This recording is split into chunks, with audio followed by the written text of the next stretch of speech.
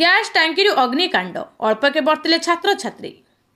ବାଲେଶ୍ୱର ଜିଲ୍ଲା ସିମୁଳିଆ ବ୍ଲକର ଏମ୍ସ ଘରୋଇ କଲେଜର ଗ୍ୟାସ୍ ସିଲିଣ୍ଡର ଅଗ୍ନିକାଣ୍ଡ ଘଟି ରୋଷେଇଆ ଆହତ ହୋଇଥିବା ବେଳେ ଅଳ୍ପକେ ଛାତ୍ରଛାତ୍ରୀମାନେ ବର୍ତ୍ତି ଯାଇଛନ୍ତି।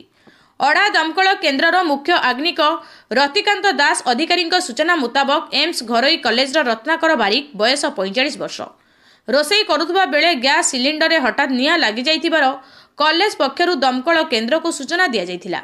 ସୂଚନା ପାଇ ଦମକଳ ମୁଖ୍ୟ ଅଗ୍ନିକଙ୍କ ନେତୃତ୍ୱରେ ଦମକଳ ବାହିନୀ ଘଟଣାସ୍ଥଳରେ ପହଞ୍ଚି ଘର ଭିତରୁ ଗ୍ୟାସ୍ ସିଲିଣ୍ଡରକୁ ଉଦ୍ଧାର କରି ବାହାର କରିଥିଲେ। ରୋଷେଇଆ ରତ୍ନାକର ବାରିକ ଆହତ ହୋଇଥିବାର ପ୍ରକାଶ କରିଥିଲେ।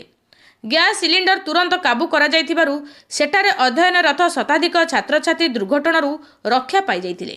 ସିମୁଳିଆରେ ଥିବା ସମସ୍ତ ସରକାରୀ ବେସରକାରୀ ଅନୁଷ୍ଠାନର ଅଗ୍ନି ନିର୍ବିପାକ କାର୍ଯ୍ୟ କରୁଛି କି ନାହିଁ ଉଚ୍ଚସ୍ତରୀୟ ତଦନ୍ତ କରାଯିବାକୁ ଜନସାଧାରଣରେ ଦାବି ହେଉଛି। ସିମୁଳିଆରୁ ଶ୍ରୀକାନ୍ତ ବିଶ୍ୱାଳଙ୍କ ରିପୋର୍ଟ, ନିର୍ଭୀକ ନ୍ୟୁଜ୍।